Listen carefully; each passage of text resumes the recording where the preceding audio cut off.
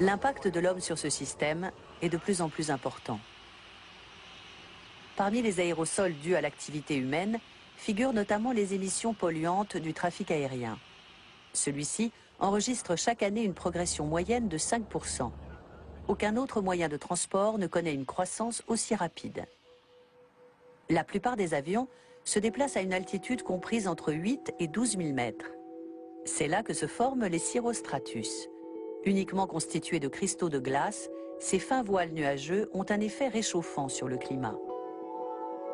Les avions rejettent des gaz d'échappement et produisent de la vapeur d'eau qui forme des traînées de condensation. Celles-ci génèrent des voiles nuageux artificiels qui accentuent le réchauffement de l'atmosphère. À bord d'un avion scientifique, les chercheurs du Centre allemand pour l'aéronautique et l'aérospatiale étudient depuis plusieurs années ces traînées de condensation. Grâce à une sonde fixée sur le nez de l'avion, ils prélèvent des échantillons de gaz d'échappement. Le physicien Andreas Petzold et ses collègues étudient l'impact du trafic aérien sur le climat et les nuages. Leurs travaux sur les nuages formés à partir des traînées de condensation leur ont permis de décrypter des processus jusqu'alors inexpliqués. La question à laquelle nous consacrons une grande partie de notre travail est la suivante. Comment des nuages de type cirrus se forment-ils à partir de fines traînées de condensation? Nous avons ici un cas extrême. Il s'agit d'une photo satellite de l'Europe centrale prise en 1995. En haut de l'écran, on voit le Danemark. Ici en bas les Alpes et l'Allemagne au centre. Toute l'Allemagne est tapissée de traînées de condensation. Entre ces traînées se trouvent des zones de couleur blanche.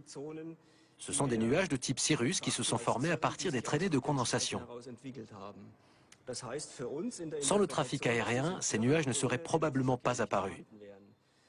C'est pourquoi on suspecte le trafic aérien de jouer un rôle majeur dans les changements climatiques. Ce phénomène est particulièrement visible à proximité des aéroports. Au cours de la matinée, le ciel bleu du lever du jour se couvre progressivement d'un voile gris. En cause, les traînées de condensation. Celles-ci commencent par former de fins nuages de type cirrus.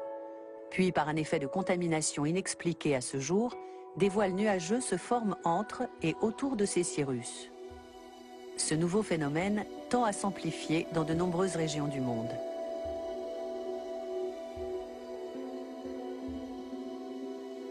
Les nuages générés par le trafic aérien ont eux aussi un effet réchauffant sur l'atmosphère.